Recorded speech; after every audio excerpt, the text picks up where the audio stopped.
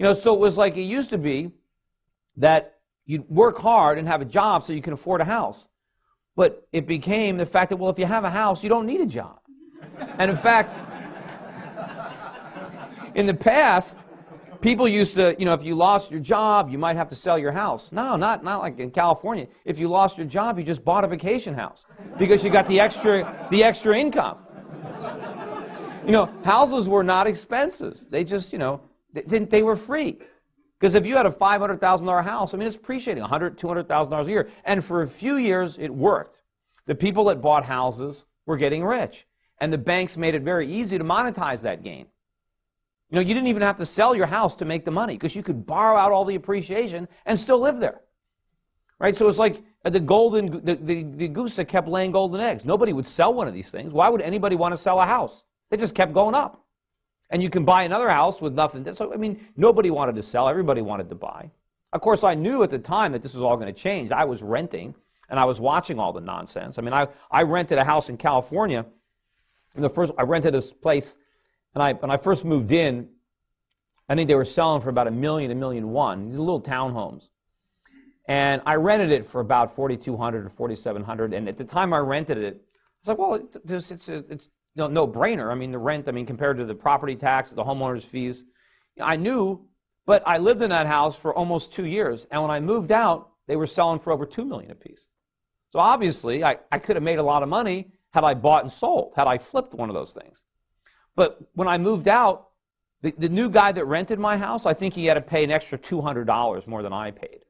But it was an extra million. So obviously, the prices had absolutely nothing to do with the rents.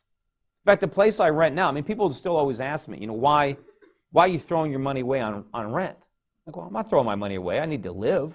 They don't ask me why I'm throwing my money away on food or throwing my money away on, whatever else I'm buying. But that was the realtors, right? If you're renting, you're throwing your money away. As if buying a house, you get to live for free. Like you don't. I said, well, why are you throwing your money away on mortgage, on insurance, on maintenance, on taxes? I'm not worried about any of that. I live in a huge house now, and I pay first and last and the security deposit. That was it. But I know that the rent that I'm paying after my landlord pays their property taxes, they're getting less than a 1% return on what they paid for the property, assuming nothing goes wrong. Because if anything breaks, they got to fix it, and which is going to destroy their 1%. So basically, I get all the enjoyment of the property and none of the headaches, and my landlord gets all the headaches and none of the enjoyment. So what's the good deal there? But the realtors, the realtors were able to redefine the American dream, right? The American dream was always you save your money, you work hard, and anybody can succeed. You don't have to be born to a royal family. You don't have to be an aristocrat. Anybody of modest means can grow up to be a captain of industry, can be president of the United States. That was the American dream.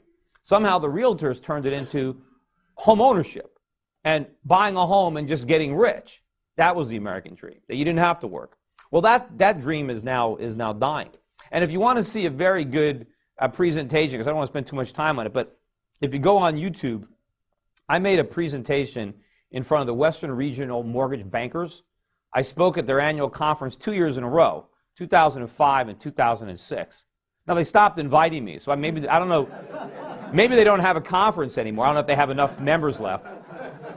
But I spoke in 2005, and I said a lot of things were going to happen, and they brought me back in 2006 because a lot of things did happen. But the 2006 presentation is on YouTube, and it's 8 clips, and it's a lot of really good stuff on the real estate market.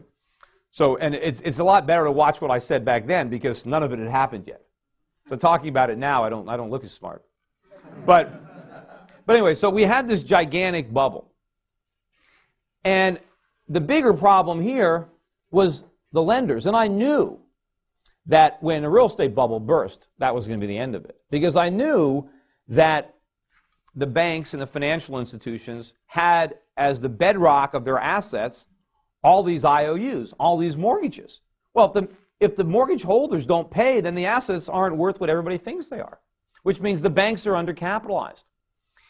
And I knew just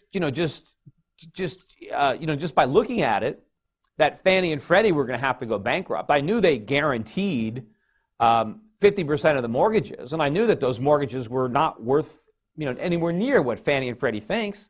I knew what people were borrowing to buy these houses, so I knew that ultimately, when people didn't pay, the companies would have to go under. And anybody who bought, I knew about the securitization process. I knew because at the time I was helping a guy set up a hedge fund in 2005 that was shorting subprime mortgages, and I learned about the whole securitization industry, and I knew that there are a lot of people that owned these structured products, which was one of the main reasons that there was a market for them. The reason that it was so easy for people to borrow all this money to buy houses was because of securitization. I mean, first it started with Freddie and Fannie, right? If it wasn't for Freddie Mae and Freddie Mac, Americans couldn't have borrowed all this money to buy houses. The only reason they did it was because the U.S. government was co-signing their mortgages. And people knew, well, if you lend somebody money to buy a house, and if they can't pay you back, the government will pay you back. And so people were able to borrow a lot more money than a free market would have allowed because the government was there co-signing it. But there were some mortgages that the government wouldn't co-sign. These were the ones known as the subprime mortgages. But Wall Street figured out that, well, we can securitize these mortgages. The government won't guarantee them, but we're going to buy them all up and put them into these structured products. And by structuring them like this, we're going to reduce the risk. And it was crazy, but something like, after they sliced and diced them, better than 2/3 of these subprime mortgages. And these are mortgages where people put nothing down, have lousy FICO scores, don't have jobs, are in prison, whatever it was. These mortgages, 2/3 of them are rated AAA. AAA. I mean, how can that be? I said, how can you take all these lousy mortgages and they're rated AAA? Well, I mean, but it was because Wall Street was able to securitize all these bonds and sell them to the Japanese and sell them to the Chinese and sell them to the hedge funds that there was demand. And of course, why was there so much demand for high-yielding assets? Because the Fed had interest rates too low. Everybody needed yield, and they were willing to take risks to get it.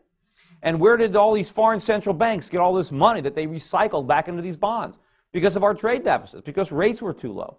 So you had the government perpetuating this crisis, and you had the attitude that that real estate prices couldn't fall. I mean, I remember I had a booth in Phoenix, Arizona, at an investment conference.